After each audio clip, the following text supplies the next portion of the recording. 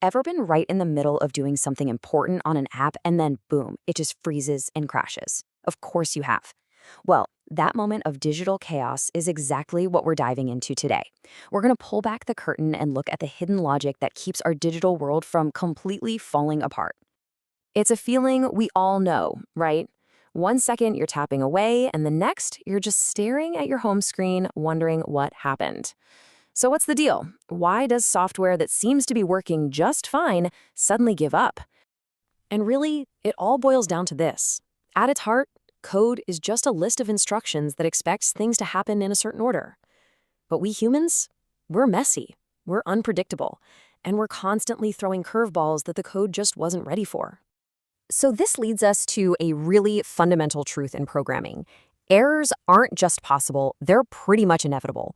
The mark of a great developer isn't writing code that never, ever breaks. It's writing code that knows how to break gracefully without taking the whole ship down with it. I mean, just think about it. When an app asks for your age, it's expecting digits. If you type out the word, the program has no idea what to do. It hits a wall. Or your banking app. It assumes the number you type in for a withdrawal is less than your balance. When it's not, the whole logical flow just shatters. Without a backup plan, the only option is to crash and burn. Okay, so how do programmers build that backup plan? How do they prepare for all this chaos? Well, they use a clever tool that acts like a safety net for their code. This concept is just brilliant.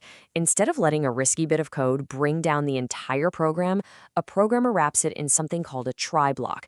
If anything goes wrong inside that block, the program doesn't panic. It just generates a little alert signal. We call it an exception.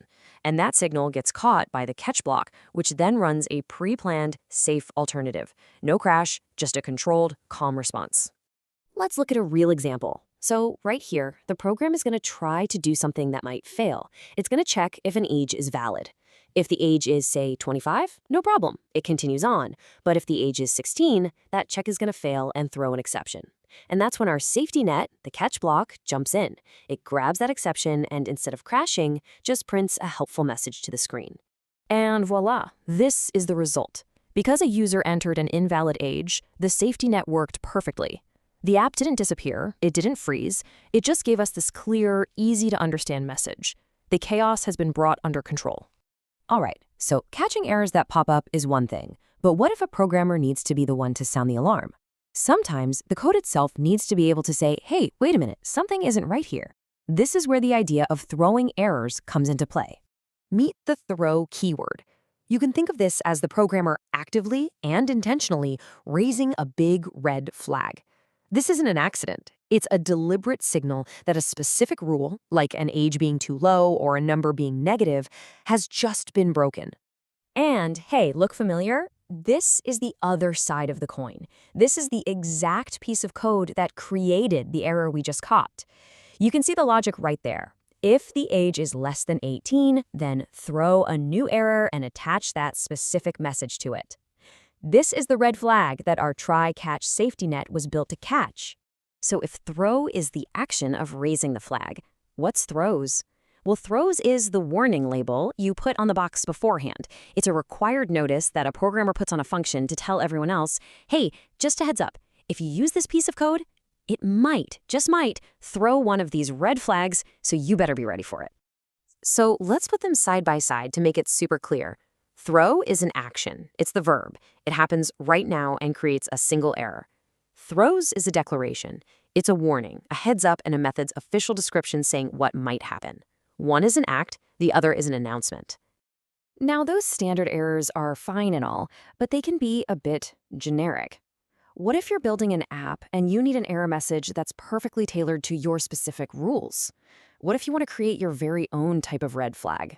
Well, you can totally do that by creating what we call user-defined exceptions.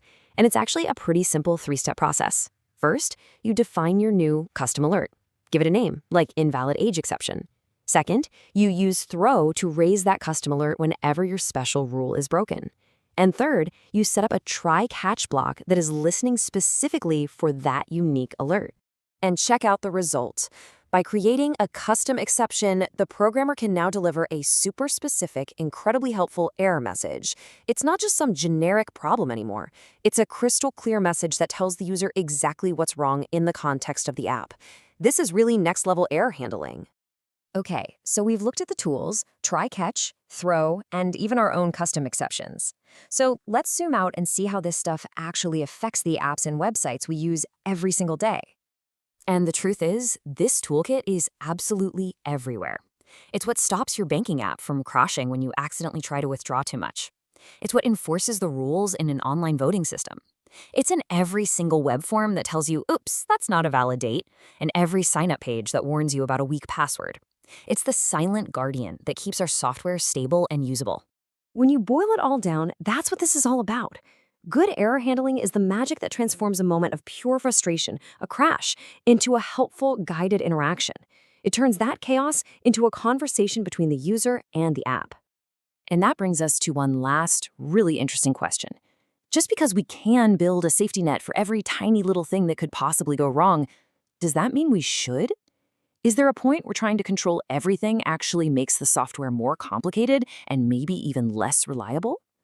And figuring out that balance, well, that's the real art of writing great code.